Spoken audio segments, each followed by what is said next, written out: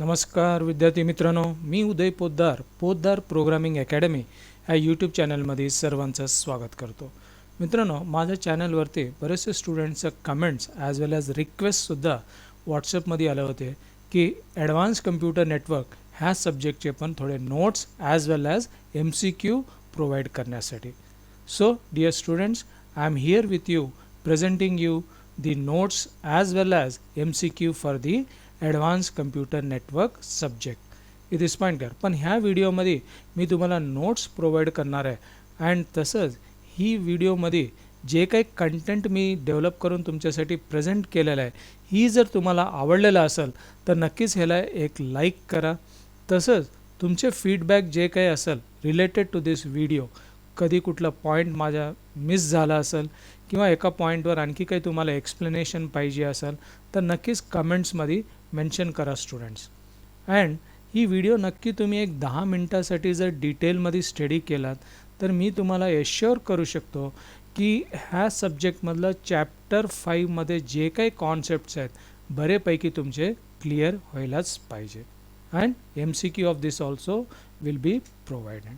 And one more important thing, ह्या चॅप्टरचे notes जे काही आहेत they will be sent only by WhatsApp. And watch the complete video to understand and clear the concepts of this particular chapter. So let's start students. ह्या चॅप्टरचं बिगिनिंगमध्ये तुम्हाला काय understand करायला पाहिजे, that is the OSI layers. OSIचा full form आहे open systems inter connection.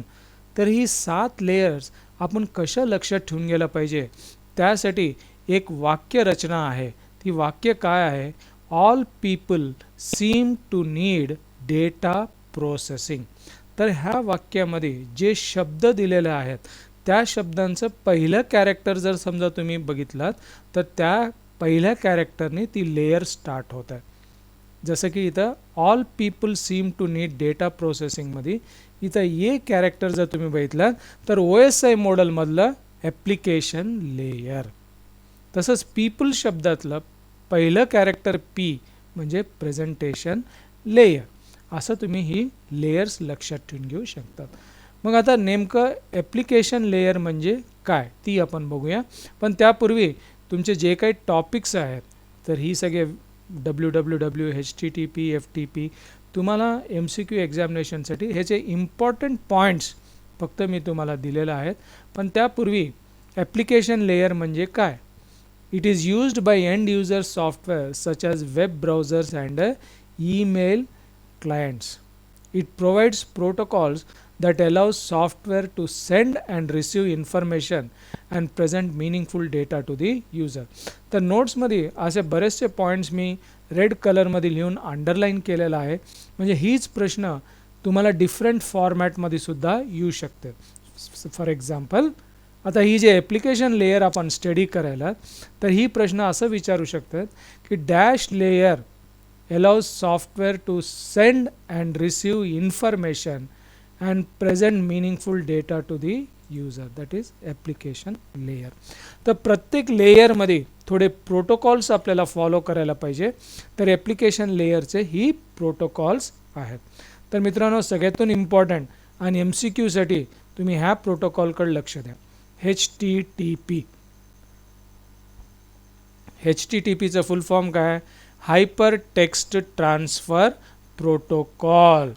Okay, hyper text transfer protocol. तर ह्या प्रोटोकॉलला कोण डेव्हलप केलं होतं, टिम बर्नर. ही पॉईंट तुम्ही लक्षात ठेवून गेला पाहिजे. Okay, and it is use to transfer the data in the form of plain text, hyper text, audio, video etcetera. Okay, ही नोट्स पुन्हा तुम्ही स्टडी. ह्याचे 3 फीचर्स मी तुम्हाला शॉर्टली एक्सप्लेन करतो. राईट, पहिलं फीचर काय म्हणजे स्टेटलेस. स्टेटलेस प्रोटोकॉल म्हणजे काय, both the client and server know each other only during the current request. एक क्लायंटकडनं एक रिक्वेस्ट जेव्हा सर्व्हरला जातं तर ती रिक्वेस्ट प्रोसेस होऊपर्यंतच त्यांचे संबंध असतात, त्यानंतर nothing. It is point clear. That is what we call it as stateless protocol. Second important feature is media independent. And third one is connectionless protocol. तर मित्रांनो, पुढच्या प्रोटोकॉलला जाण्यापूर्वी असा प्रत्येक प्रोटोकॉलचा फुल फॉर्म काय आहे ही MCQ मध्ये विचारलं जातं आहे. ह्याचे फीचर्स HTTPचे stateless media independent connectionless protocol ही लक्षात ठेवून घ्या. त्यानंतर दुसरं प्रोटोकॉल कोणतं आहे? FTP and TFTP. FTPचा फुल फॉर्म काय आहे? File transfer protocol use to transfer files. तर हीच प्रश्न तुम्हाला थोडं अल्टरनेट किंवा ट्विस्ट करून विचारला. Dash protocol is use to transfer files किंवा FTP is used for dash to transfer the protocol.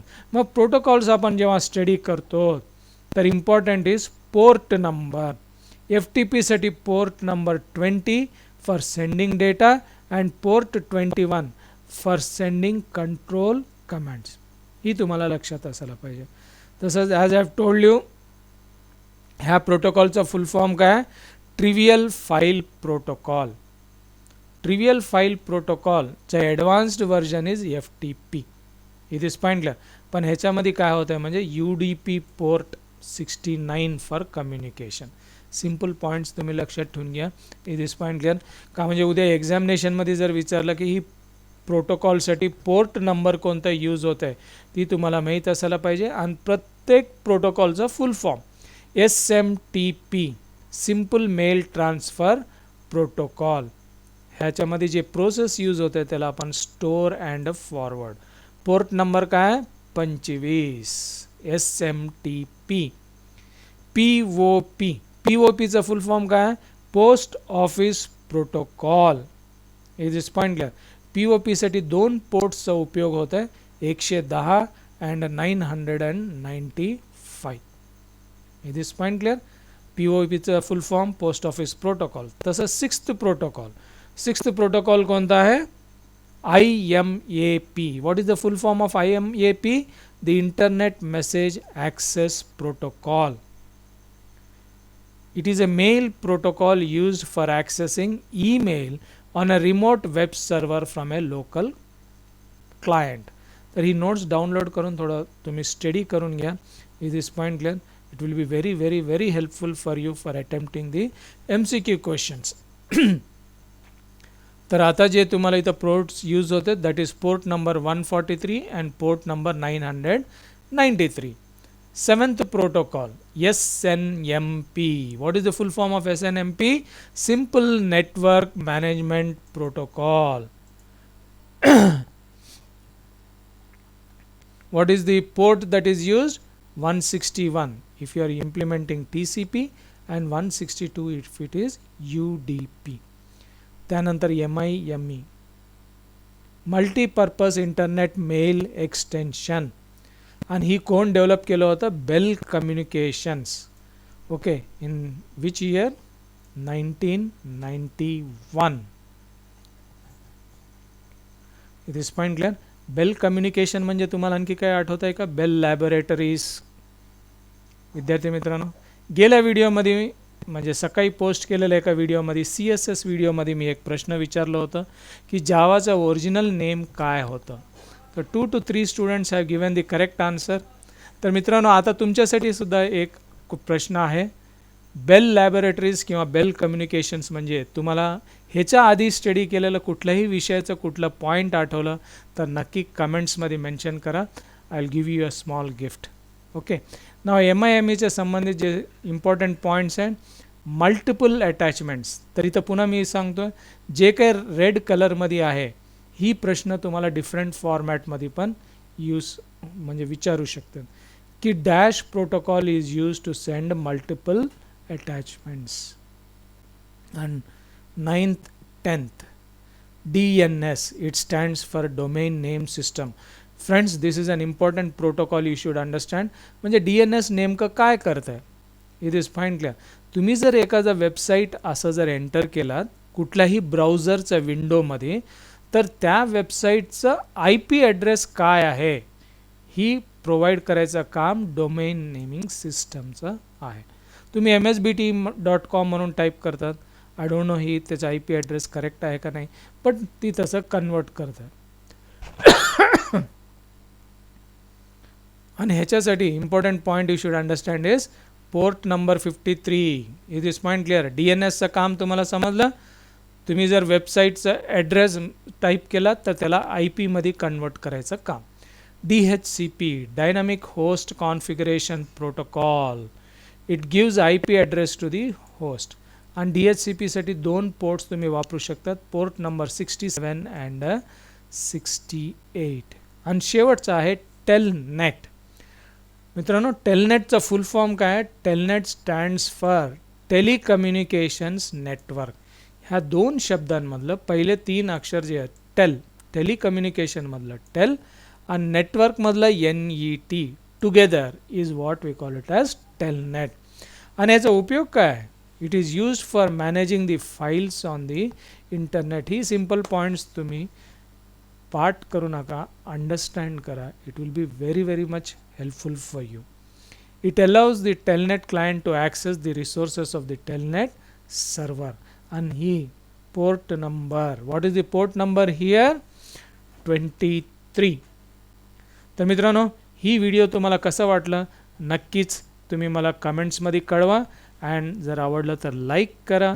And bell लॅबोरेटरीजचं उत्तरसुद्धा तुम्हाला माहीत असेल तर नक्कीच कमेंट्समध्ये पोस्ट करा. And I promise you I'll give you the MCQ set very shortly. Thank you. All the best.